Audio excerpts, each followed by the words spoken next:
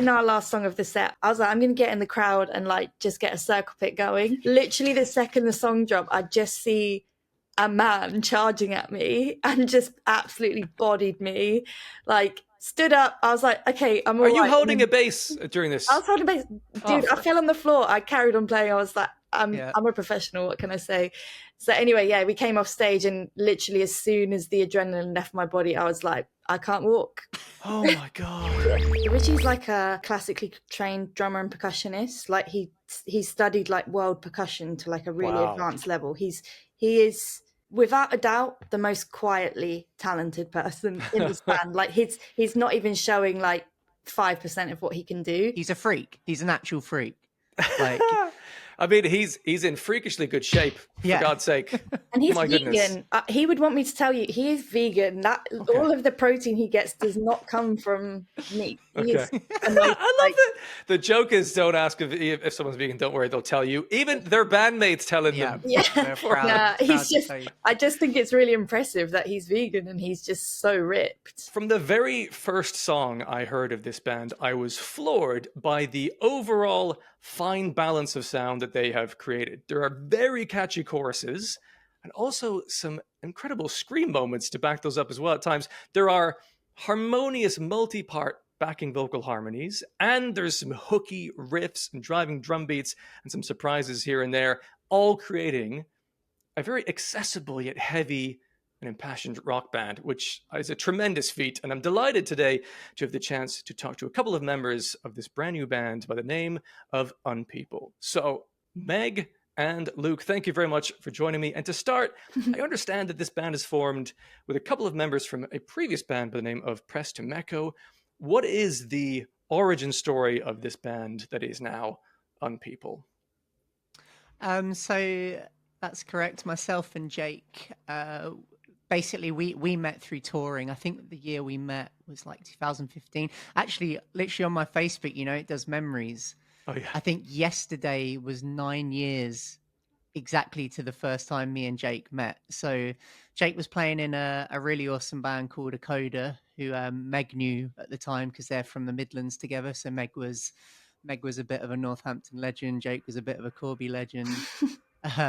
So they knew each other from that, and myself and Jake met, and it's kind of one of those stepbrothers moments where it's like he pulled a Gibson SG guitar out of his hard case, I pulled one out of mine.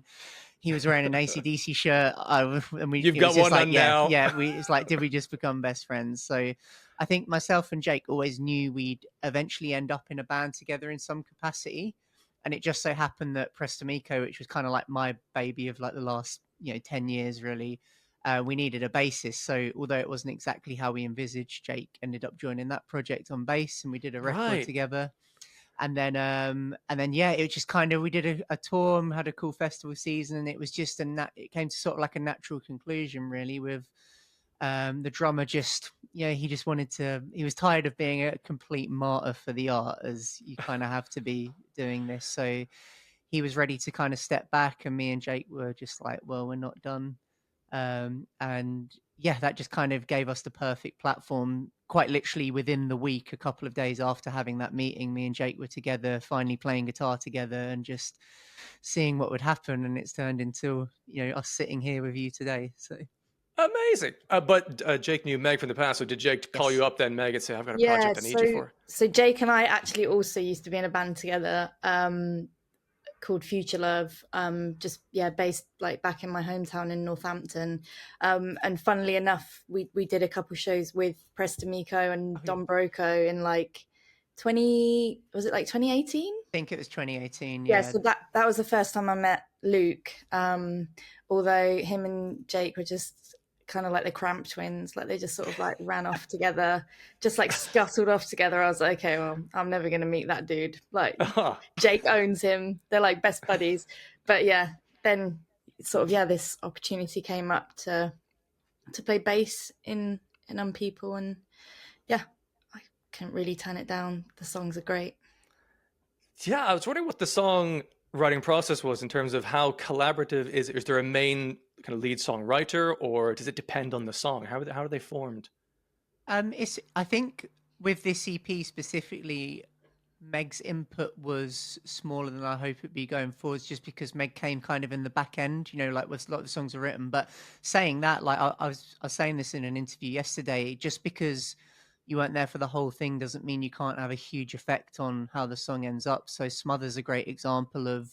I'm a really huge fan of, if you're a rock band or kind of any band, to be honest, you always will gain something from playing songs in a room together and just feeling them out. And you can it's so obvious if like the momentum dips or energy dips, or you just need to address an issue, because you can't all fake that.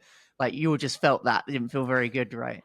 And Smother's a great example of how collaborative this band is, and hopefully will be going forwards. Where Meg just made a simple comment of, she felt like, oh, I feel like there could be like a bit of a drop before this last chorus, and then that was just like, the spark for me and Jake to go off and like nerd out with guitars. And we kind of came back and brought this thing, and Meg really liked it, and then that was a huge significant change to the song. So although the song was like 95% there before before Meg even jumped on board, just that little comment made a huge difference. So typically the songwriting process, myself and Jake will, for the EP, would get together with some guitars and just try some ideas out, and then typically I'd go and put like a structure together, and then we'd play it in the room and work on some vocals. And like I said, it always went through the process of all four of us in the room playing it and just seeing how we felt, just sharing opinions. So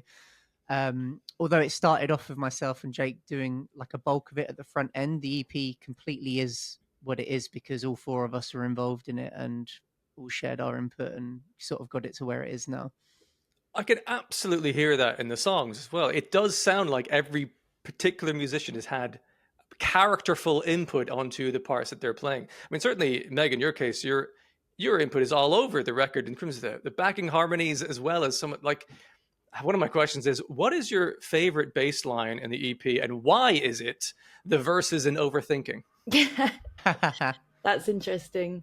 Yeah, it's funny because like with my vocals, I think it's quite a relief for Luke, because in Presto Mico, like Luke's got a really high vocal range, so like he'd always be doing like typically the girly vocals. But, like, I think it's quite nice for him now that he can sort of like sing in a different range for once, I guess, and I take on the higher stuff. But yeah, I think the verses in Overthinking are really cool. I mean, in terms of the song that I enjoy playing the most, I would probably actually say Moon Baboon, which it's probably like, it was the last one that was written, and it's probably, I guess, the least like single sounding song. It's it's not like a filler track, but it's definitely like an EP track. But yeah, there's just there's some moments in that are really fun for me. It's a journey, that one. Yeah, for sure. And I think it's probably at least melodically like the most like melancholy and kind of emotional sounding song in parts. Obviously, like the verses and the outro like just heavy, but like the choruses and the kind of middle section, yeah, I'm a bit of an emo at heart, so like those sections for me are just really nice. Great. And in terms of the harmonies, what I've loved in this record and what really made you guys stand out to me was harmonies are not simply, and not this is a simple thing doing it necessarily, but doing the lyrics in a different harmony melody, but the supporting harmonies of going like ahs and oohs that give a chord that adds another layer, but of a human layer. How much of that is something you've carried into this project intentionally, and how much does that happen in the room? You're like, actually, I'd like to just add another layer vocally in this, to, as a chord, as it were. Before he jumps in and is really negative about himself, which he will do, or really modest, like that, for me, that is all Luke. Like, it's something that was a really big characteristic of Presto Mico, but also like Luke is just really, really good at creating space for multiple vocalists in a song. Even if it's just like a silly little like na na na na or something, or like very like almost like nursery rhyme-esque stuff, but that's the stuff that's really catchy. But yeah, I mean, I'll let Luke say a bit more about that. But it's for me that all comes from Luke. I'll just wipe away my tears real quick from that. But I mean, I think I appreciate what Meg said, and I think, you know, if you go back and listen to Prestamico, I think it's called like what we've carried over from that is clear. And when Jake joined the band, like, it's weird for me to say because he's one of my closest friends, but he was a really big fan of Prestamico. So when he joined, it was exciting for him because he got to play songs that he loved That's and be wild. involved in a band that he really loved. So when we started writing, we kind of, it wasn't really a conscious effort. It was kind of like Jake sort of did his thing, and there's lots of moments on the EP where, although I feel like my strengths maybe lie in the melodic side of things and the vocal side of things, there's a lot of time when it gets heavy where I'm just like, Jake, just do your thing, because he's so good at it, and he's so versed in it, and he's got a side project that we'll tell you about afterwards, which is just an extreme like death sort of techie death metal thing, and you hear he's literally a world-class heavy vocalist in that regard. So yeah, I mean, I think that the harmonies and stuff is always something that I've been naturally very, very attracted to, and even from a young age, if you listen to like, if you ever find like deep cut footage of me playing like Battle of the Bands when I was like 14, it was something that I was always in bands with like multiple vocalists, and I always liked the idea of like, why have one vocal and like we can all sort of sing. And and me and Jake always talk about like having a bit of a gripe with, you'll have like a 5-piece band and there'll be like a chanty section or like a gang section. It's like, I'm sure all of you could do that if you tried. And it's like, why aren't you doing it? So with this band, we're very much like, I think we pride ourselves on the fact that we'll do everything we can live, and then, you know, use tracks and stuff to bring out the production value. But sorry, that's a long-winded way of saying, yeah, no, that's it's a very interesting answer. Don't worry about that. Because there's so many things I want to spin off to. Because what's amazing about harmonies, I find, like 3-part harmonies, for example, when the vocalists do that, if a band does that on stage in a lineup of gigs in a small venue, the band that does that, every head in the room turns to the stage. There's something very special about when voices are together in that way. And it's a phenomenal, it takes good songwriting to allow the space for that to happen. And it's super powerful. And yeah, I totally echo what you were saying about Jake's metal scream vocals, because predominantly on this channel, I cover like metalcore and metal bits and pieces. So that is a very refined metal scream. When that first scream happened in Smother, I was like, hang on, they're not fucking around. That is so well done. And it reminded me a lot of Jamie Lenman's scream vocal style. You've just named his literal hero. Like his quite literally like the person that he would probably struggle to speak freely around. He's that much of an inspiration to Jake. Yeah. And it's funny because we were actually talking about this. It's funny you say that, because I think like 2 weeks ago, me and Jake were talking about his screaming, and like, he was just saying how he heard Jamie Lenman with Reuben, and he was just like, oh, that's how a scream should sound. So it's no coincidence that now, like, and a few people have picked up on that, which he'll be absolutely delighted about. But 100%. Yeah, especially in, just because I currently have Moon Ba Boom in my head. And the first screams he does in that are so Jamie Lenman. And the way that he bounces from singing into the scream, it's like a natural transition that Jamie would do to accentuate certain moments and add some. Yeah, I feel like in a lot of metalcore, and this isn't a criticism because I love metalcore, but like I feel like there's a very like solid line between the clean and the scream vocals. But one thing for me that I really admire about Jake is how he can just really easily roll from a clean vocal into a scream vocal and back out of it as well. So it becomes less of like a random punch in the song and more of just like a part of the whole rounded like vocal performance. But yeah, he will definitely have a smile on his face when he hears that you compare this to Jamie Lenman. But yeah, it's one part is the ease of transition is great to make it nice and smooth, but also within a line to go in between the scream for when that particular word needs a bit of extra oomph. That's really cool. Yeah.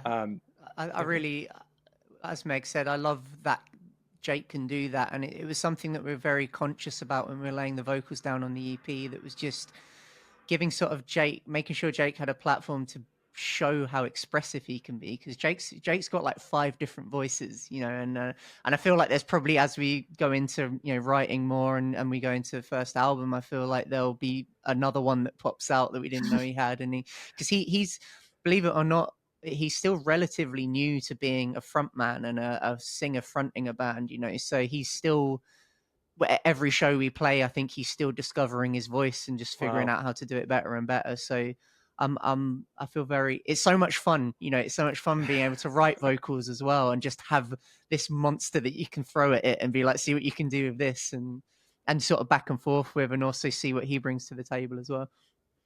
That's great, because it adds additional character as well. I was thinking, is it there was one of the songs, it might have been Waste, where he sings the line like, I'm so sorry, but he doesn't just sing it as a direct, he sort of overacts it in a way, and it adds character and interest. Yeah, it's kind of like oh, sorry, Meg. Sorry, no, I was just going to say, it's, you know, I live with Jake, so I see him every day. Like he has a very like sarcastic sense of humor, and like I really like that comes through in the, you know, it's like, it's a performance, it's not just singing, you know, it's like it's entertainment. So it's like that line is very sarcastic, like, oh, I'm so sorry, like you've done this to yourself, idiot. So he's kind of like, oh, I'm so sorry. It's It's cool you picked up on that as well, because I vividly remember being sat exactly here and Jake was stood there, and I remember we were having the conversation being like, you should overdo that because it would be great. And then we took it to the extreme, and I remember there's a moment where it's like, is that too much? And we're just like, nah,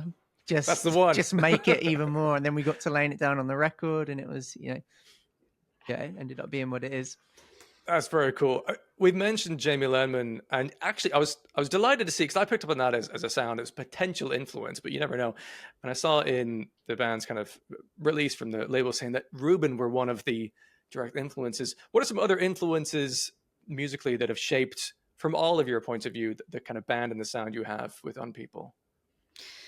Yeah, that's an interesting question, because I think all 4 of us have, you know, crossover in our musical taste, but I'd say individually we probably, you know, our favorite bands are probably all quite different. So for me, it's, you know, as I said earlier, like I'm a bit of an emo at heart, but like anything that's kind of like got really melodic sensibilities and sort of like heavy, but maybe like a bit shoegazy, like Deftones are my all-time favorite band. Like that's my all-time favorite band. But anything that Chino's done, like Team Sleep, Crosses, like all that stuff, I love. But then equally, I really like pretty, like, I guess not mainstream metal, but like stuff like Spirit Box and Architect. Oh yeah, like big fan of that. I mean, I guess they're becoming popular. I still don't know if they're really, are they mainstream? I suppose increasingly becoming radio friendly in ways. They should be, and I think they will be, because they're incredible. But yeah, I mean, Luke, I'd say your influences, I mean, they're probably, I mean, you like Deftones and you like that stuff, but your favorite bands are probably, you know, different. Yeah, I think Meg hit the nail on the head, where it's like Meg's favorite bands will still be stuff that I love listening to, or there'll be, you know, like Deftones, of course, like I love Deftones, and then Spirit Box, it's like I don't necessarily listen to Spirit Box all the time, but I appreciate it and can get on board with it. I think for me growing up, like Billy Talent were a big influence on my guitar playing, but also so was a band called Sixth. I saw that as an influence listed in the press release. I'm like, that is a very different.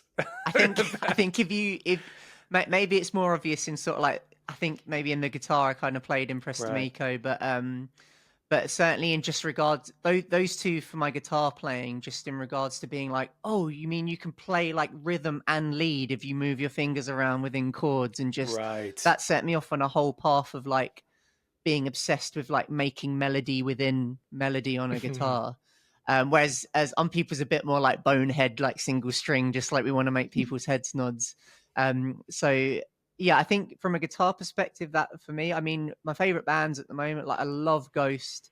I think the last Ghost album is just, if that came out in the late 70s, I think we would be talking about some of those songs as some of the best songs of all time. That makes sense to me. I've not yet got into Ghost. And I wonder if it's because it sounds like it's of an era that's like 20, 30 years ago. And for whatever reason, it's I'm just not really... ABBA. Yeah, it's just ABBA for goths. Like, it's ABBA for goths. I've never heard a better description.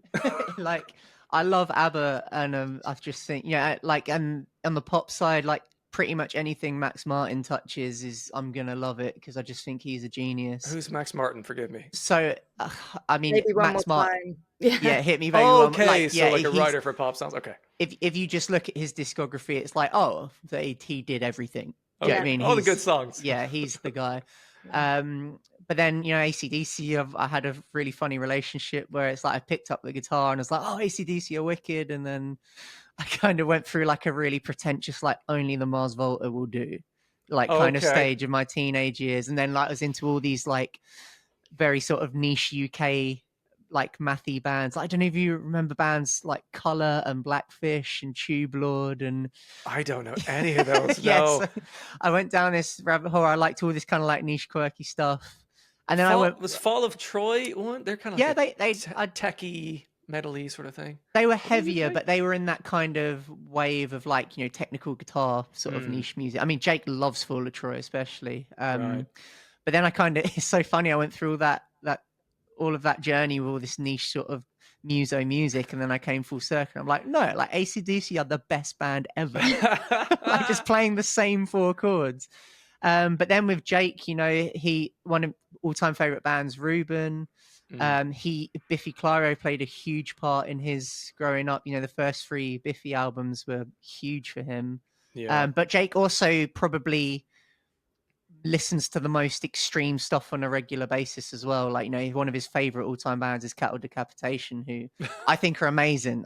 He introduced me to only that know band. them by the logo. Like, yeah. They're an incredible band, but it's like Jake like wakes up and listens to Cattle Decap all day and night, whereas like I think me and Meg listen to lots of different stuff in between. And Richie's a bit of an enigma, I think. Yeah, I'm sitting here and I'm thinking like, what would I say Richie's like favorite bands are? But like the thing with Richie is, so Richie's like a classically trained drummer and percussionist. Like he studied like world percussion to like a really advanced level. He is without a doubt the most quietly talented person in this band. Like he's not even showing like 5% of what he can do, but like for that reason, because he has such a complex understanding of his instrument, I just think anything with a great drum beat and percussion in, Richie's going to be like, yeah. Yeah, no, he loves I do know one of his favorite bands are Incubus, though. He loves Incubus. Oh yeah, great drummer. Muse. Great drummer. Incubus. Yeah, we haven't really spoken about Richie yet, but Richie's insane. Like he's a freak. He's an actual freak. Like I mean, he's in freakishly good shape, for God's sake. And he's My vegan. Goodness. He would want me to tell you he is vegan. All of the protein he gets does not come from meat. Okay. I love it. The joke is, don't ask if someone's vegan. Don't worry, they'll tell you. Even their bandmates telling them. Yeah. I just think it's really impressive that he's vegan and he's just so ripped. Right. Yeah.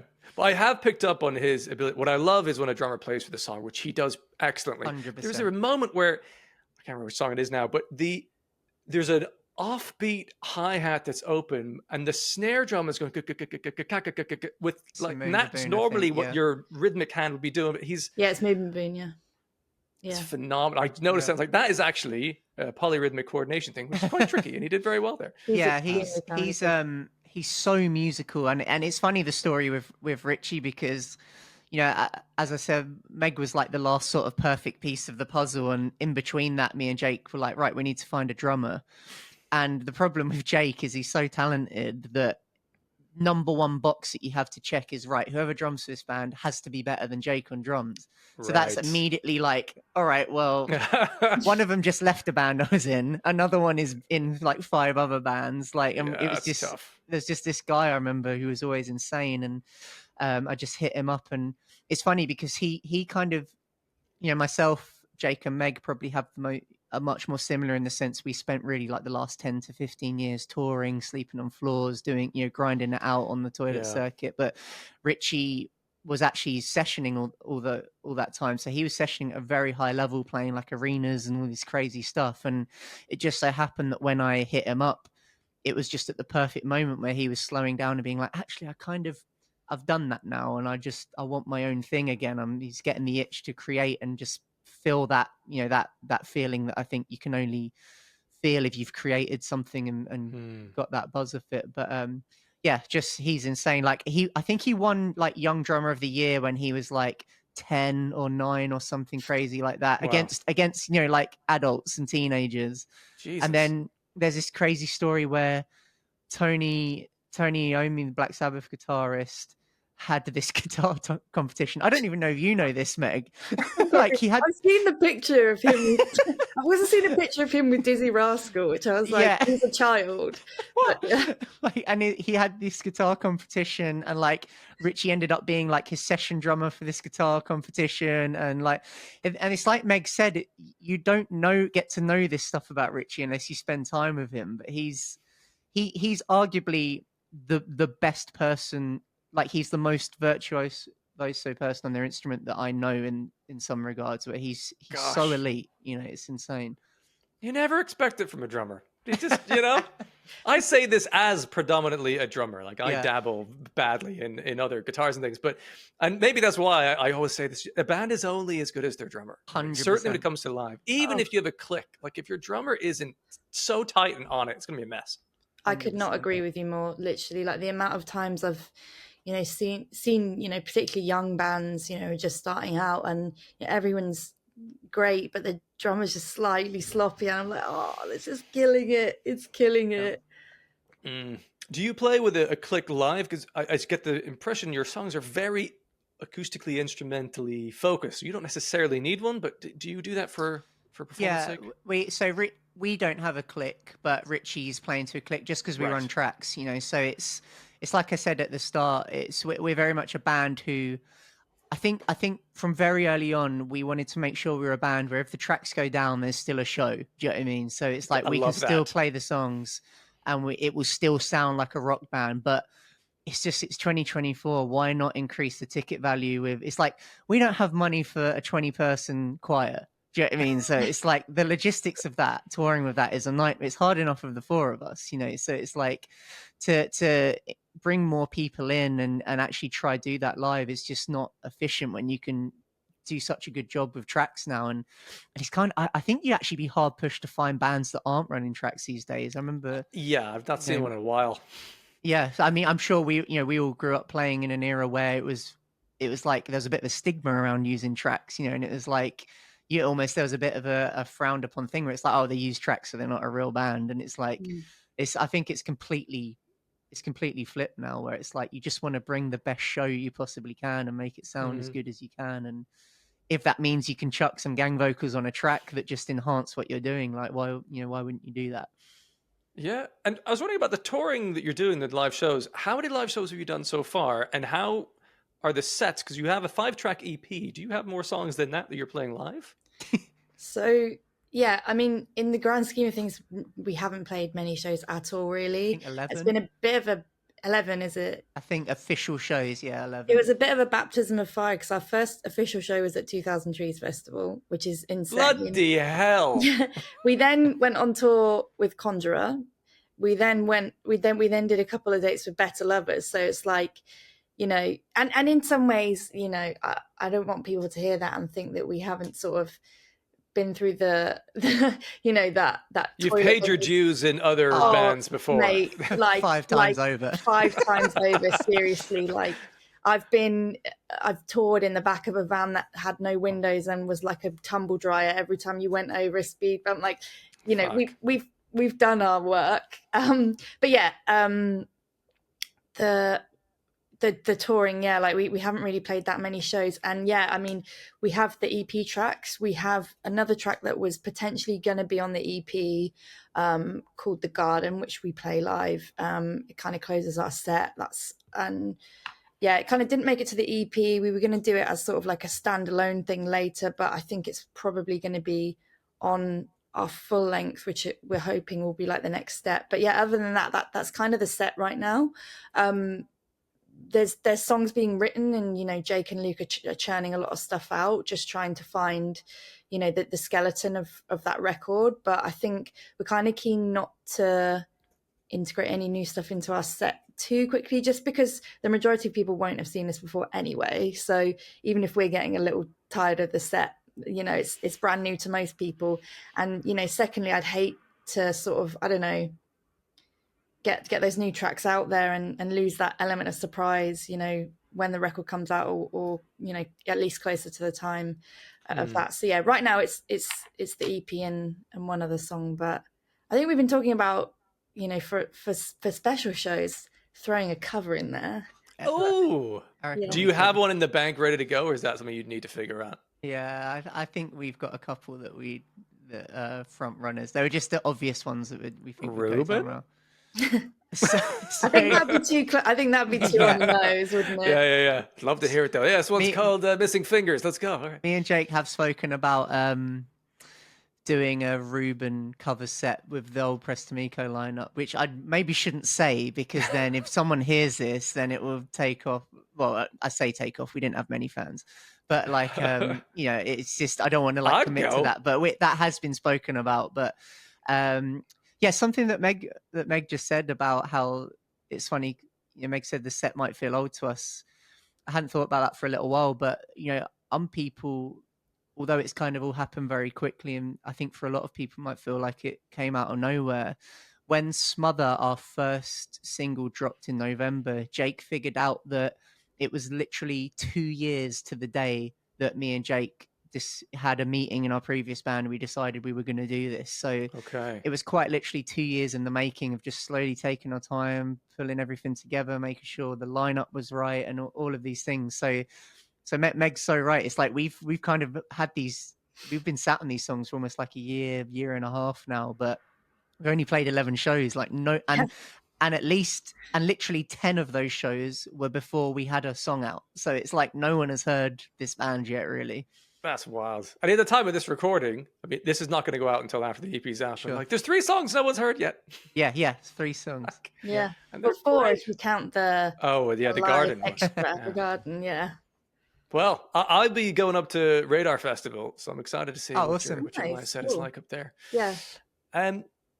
3 out of the 5 songs on the EP are like 12/4 time signature. They're kind of swung, which gives it this sort of jaunty, upbeat feel, despite the fact that the lyrics are not jaunty. Like it's humanity is at risk of all kinds of terribleness.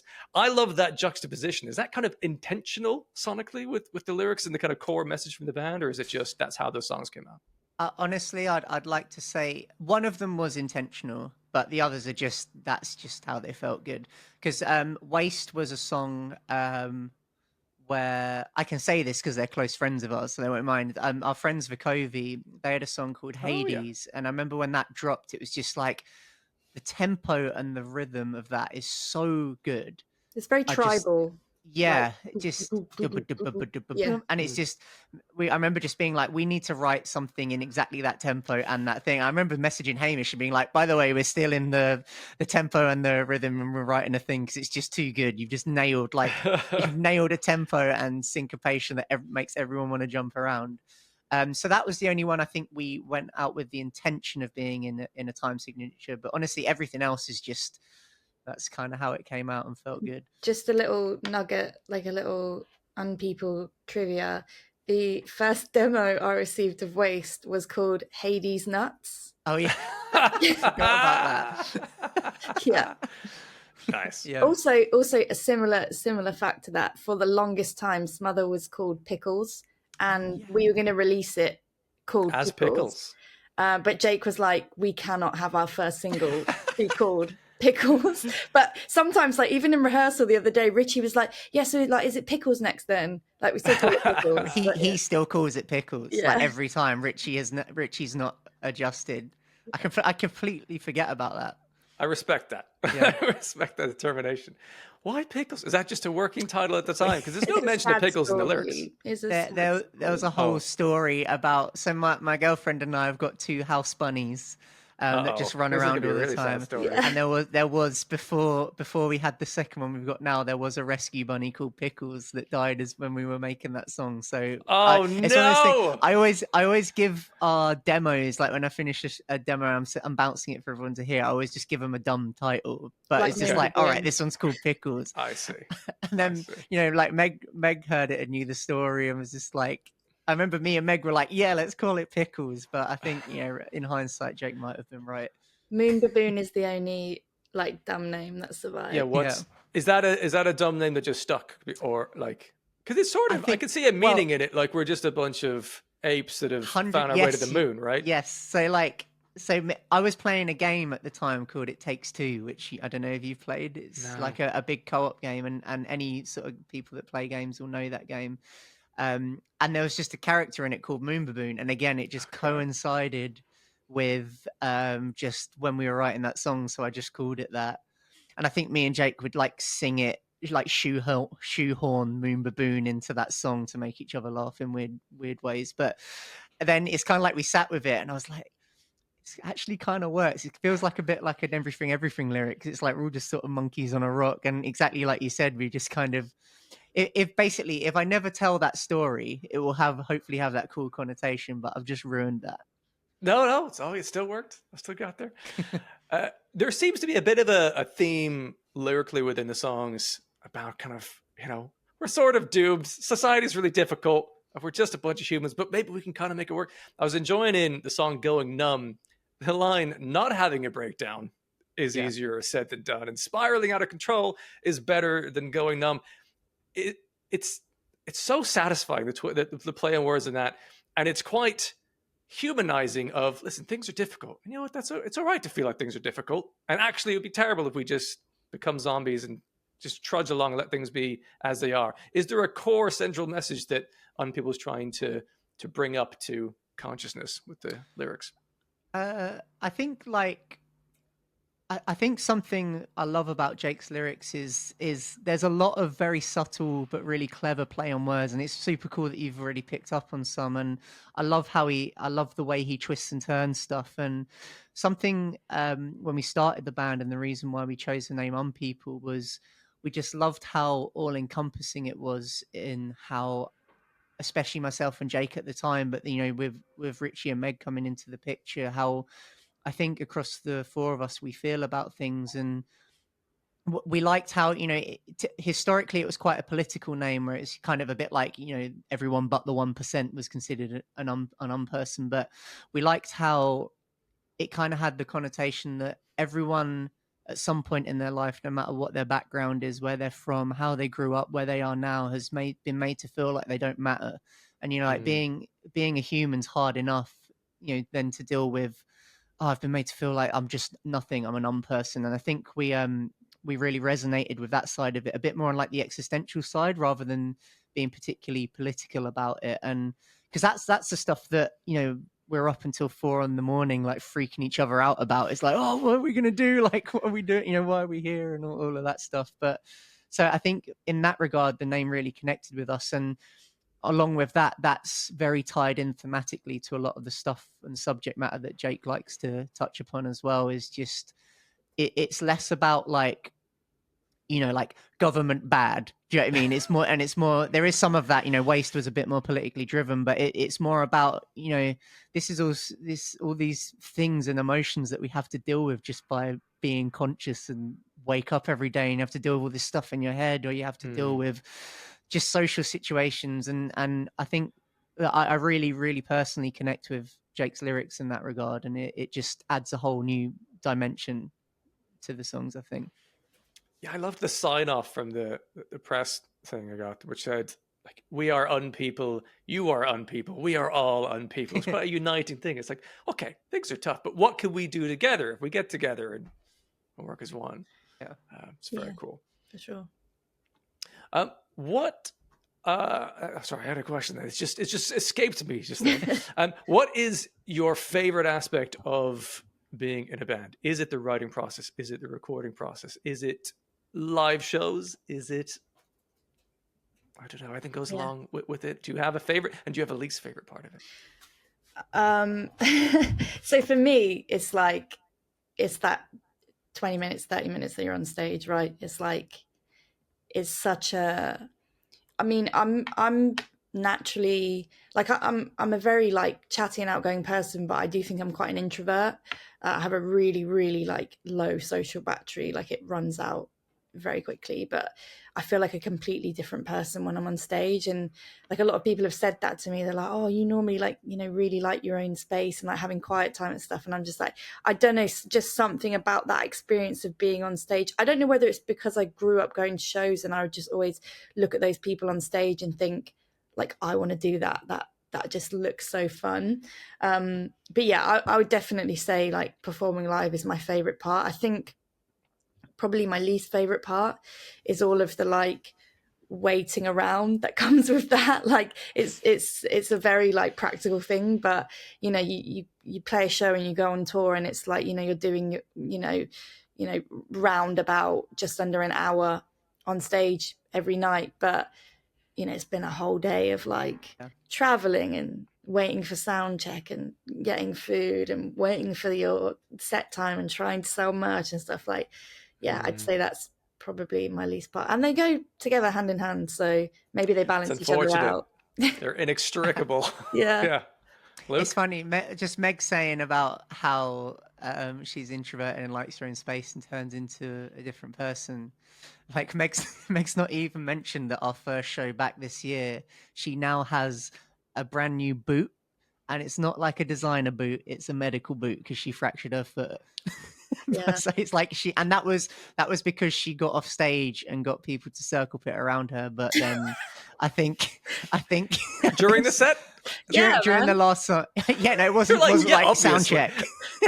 No, it sounds like she got off stage at the end. It's like, right, everyone, the set's done. Before it goes off on too much of a tangent, because I really want to hear Luke's answer to that original question. What happened was, in our last song of the set, there's kind of this build-up bit, and then it kind of like, you know, comes back in, it's really like energetic. I was like, I'm gonna get in the crowd and like just get a circle pit going. It wasn't a particularly violent crowd, like there hadn't been a pit really, so I was like, I'm obviously safe to do this. This will be safe. Literally the second the song dropped, I just see a man charging at me and just absolutely bodied me, like stood up. I was like, okay, I'm all right. Are you holding a bass during this? I was holding a bass. Dude, I fell on the floor. I carried on playing. I was like, I'm a professional. What can I say? So anyway, yeah, we came off stage and literally as soon as the adrenaline left my body, I was like, I can't walk. Oh my God. I was with Meg, and Meg was like, I really think I've done something bad to my foot. And I was like, all right, come on. And Meg took one step and went, oh no, this is bad. And then like took another step and she was like, yeah, like I remember just running, grabbing ice and paper towels and giving them to Meg's girlfriend. And who else was it? Carla. And then they just like nursed Meg back to health. Or some sort of how is it now? Is it better? No, man. So this happened on Saturday, just gone. I went to hospital the next day. Yeah, it's very recent. Went to hospital the next day and they were like, yeah, it's fractured. So I'm like in a boot. It's supposed to be for like 6 weeks, but they said in 4 weeks I can probably take it loving off. This too much. And we don't have a show for 4 weeks. So like, okay, that's helpful. The next show we have, I certainly won't be getting in the crowd though. Let's just say that. But yeah, you need like a Dave Grohl throne with flames. That's what I'm thinking. You know, if it's still bad in 4 weeks, I want a throne. I want the Dave Grohl throne. Or just puts a roller skate in the bottom of the boot. Yeah. Do you remember when the Parkway Drive guitarist broke his leg and then he'd come out on like an electric wheelchair, and I think one of their crew had like the remote control for it, so there'd be somebody who would just drive him around stage, spin him in circles. Yeah, like literally spinning him in circles. So I've already thought about how we can fund that for Meg at the next show. But yeah, Luke, I want to hear your favorite and least favorite things because I don't know. Yeah, I think playing, like for me, playing live, that's always been the thing, and it's like I think it doesn't feel real to me until you get out in front of people. It's like one of our songs, and you know, we would love this to happen, but it's like Waste, for example, our latest single, we could wake up tomorrow and that could have 5 million plays, and that would be awesome and that would be exciting, but it wouldn't feel real to me until we go and then see the effect of that, you know, in real life. You see people singing along. Something I would say though is for me, right from a young age, it was always playing live, and I still get that same feeling when I first played a show as I do now when it's good. But I've definitely sort of, as I've got older, come to appreciate the sort of holding on and appreciating the feeling of when you've just created something that you're excited about as well. I think that hits me harder now, where like finishing one of these EP songs, that moment where it's like I've hit bounce and I listen to it back and I just get that rush. It's like a real euphoric rush where it's just, and you feel so proud. And like, even if it's completely subjective, even if you play it to someone else and they hate it, it's like that exact moment where you feel like you've done something is really, really cool. And I think I'm trying to, sorry, this is going off on a bit of a deeper tangent now, but I think I'm just really trying to hold on to the feeling of why I personally do this a lot more now, because it's so easy, especially with People and how quickly everything's coming together and it's all exciting and really optimistic. It's like it can still be very easy to get distracted by a lot of the peripheral stuff, and I've definitely been guilty of that before, and just getting sucked into numbers and like, oh, this song didn't do as well as this because these numbers don't say so, or oh, we have to go to this event, otherwise we don't get this opportunity. And just all of those things about being in a band, which can really, they're good, and they can enhance things, but they can really suck life out of it, for you. And I've definitely been guilty of getting sucked into that. So now it's just like, just when we rehearsed the other day, like I was feeling kind of low and we got in a room together and it's just like, oh no, I fucking love this. Just being in a room with 3 other people that I really care about and make me happy. And we just get to play music together.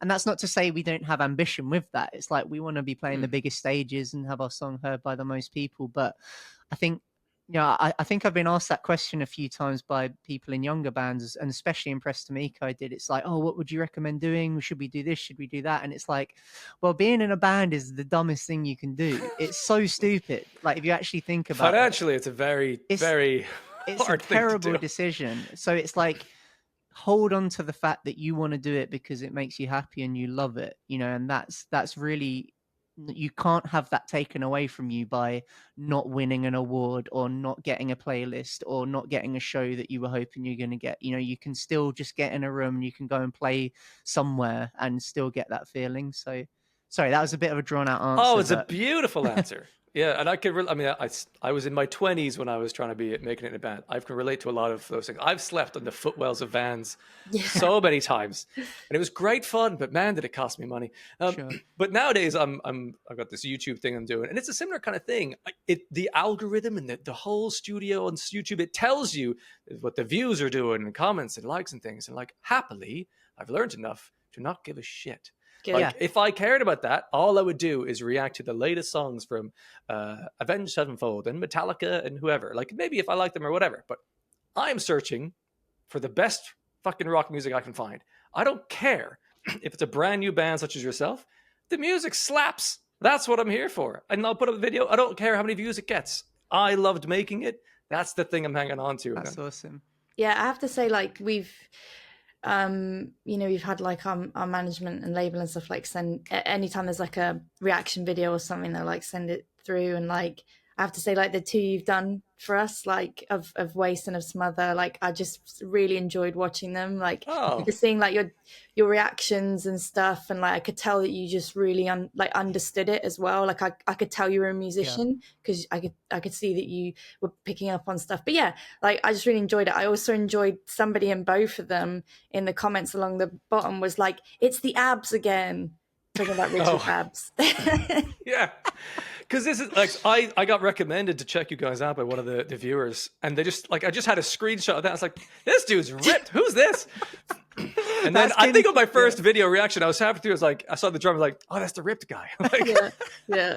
That's been it's so funny. Like I said, we've had a few reaction videos that we've seen a bunch of, and like within 5 seconds of like the Smother video, someone goes, is that Hercules on drums? I'm just like, that dude's ripped, or like Tarzan. And it's like, I love it though, because, Steve, as a drummer, you'll know drummers tend to, they're the ones at the back of the stage not getting lit, and nobody's paying attention to them or giving them the credit they deserve. So if the put first him front thing and center. If the first thing that people pick up on is Richie's abs, I'm happy, because I'm like, they're noticing the drummer, 100%. Yeah, they'll pay attention, and then they'll start listening and be like, oh, and he's damn good. Yeah, he is good. Yeah. Well, you've reminded me of that feeling, though. It's been a long time since that moment when you complete a song, it's recorded, and you export the thing and you put it on your car and you're just like, I'm a genius. Yeah, And yeah. that lasts for like about 30 plays and you go, Yeah. all right, this is And then just a song, you but you send it to your bandmates, and they're like, "Yeah, it's okay." yeah, we Like, can work on it. We can work on it. Oh, look at yeah, me. But that's what I mean. It's like it kind of doesn't matter if it's shit. It's like it's just that feeling is so good. It's like it's so Mhm. pure, and it's Exactly. like if that. I mean, I'm sure there probably is a drug that does exactly that. But it's No like, doubt. if that was bottled up, that would be like a Yeah. best. Everyone would be hooked on that. Well, folks, thank you so much for the time you give me. I've enjoyed talking to you so much. To leave, I suppose, what's on your musical horizon? Do you have a kind of directive arc musically you're hoping to take the band on, or is it very much just try and write the best damn songs you can and see where that goes? I think with Luke alluded to how long in the making the moment or the period we're in now has been, and with that came a lot of planning and just making, we've done this. It's not our first rodeo, as you said earlier, so like, we know that having a plan is important. So I definitely say like the next 12 to 18 months, I think we've got a pretty clear idea of what we want to do. I think a full length is definitely up there. We've got a really packed festival season, and if we can fit a couple of tours in there as well, that would be awesome. But I think, yeah, what do you think, Luke? I guess, like, from your perspective, like Yeah, writing a bunch of songs. it's kind of it's I always feel bad when people ask like what's coming up, because it's just like it's just band stuff, I feel like I'm letting I'm letting you down, but it's just the same old thing where it's like we're gonna have a really cool festival season. That I'd just like to add that we're playing Bloodstock and Kendall Calling, so we've got Bloodstock and Sugar Babes in one festival Badass. season, Yeah. which I Amazing. think me and Meg in particular are the most proud about. But yeah, after that, it's just, fill up the diary with as many shows and get in front of as many people as we can and just keep writing. And, songs are a band's currency. So it's like, it's all very well going and doing these amazing tours and have these opportunities if you don't then have stuff to back it up with, which I've been guilty of before, is not having songs to capitalize the momentum. So, that it's just, I'm sure that answer has been said exactly like that a million times, but it's Never just the exactly truth. like that. It's always different. Never. And that full length, is that there'll be separate songs from the EP, right? Is that a standalone, or is that going to be part of the full length? I think so. We You might haven't not even know actually at this had that stage. conversation Yeah, yet. fair. It's very early on. I mean, I'm personally not.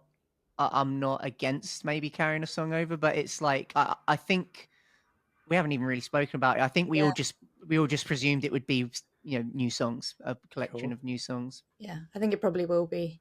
Nothing bums me out more than when like a band you've been like really waiting for their album to come out, and it comes out and like half of it is songs that have already Yeah. come out, and I'm just like, okay, I was hoping for a really nice hour-long listening experience.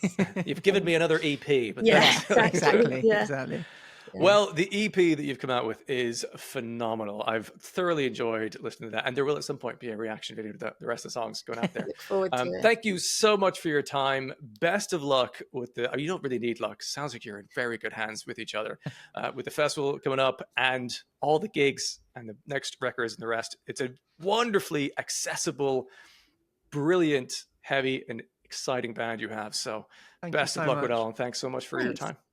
Thank you. Thank you for taking the time. Like, without people like you talking about bands like us, we wouldn't grow. And I don't know if you ever have days where you feel like you're not making a difference. Forget that, because you are. Well, that's so nice of you to say. Thanks. What a lovely way to close. Appreciate it. Yeah. Well, Meg and Luke were two of just about the nicest people I've ever interviewed. So that was a pure joy to have that conversation with them about their brilliant new band, UNPEOPLE. So go check out the EP, which will be available now on all your favorite streaming platforms. You can buy it, I'm sure, in lots of places as well. And check them out on tour. I'm certainly excited to see them at Radar Festival. I cannot wait to see what they're like live. So hopefully you enjoyed that conversation. If you did, be sure to subscribe to this podcast channel, whatever platform you're enjoying this from. That'd be great. Also, there's a free Discord server. The link's in the description if you want to join that, and you can chat to me about music like this or recommend other artists you think I should interview in future. So thank you again for watching, and hopefully you'll check out another episode of this podcast sometime soon.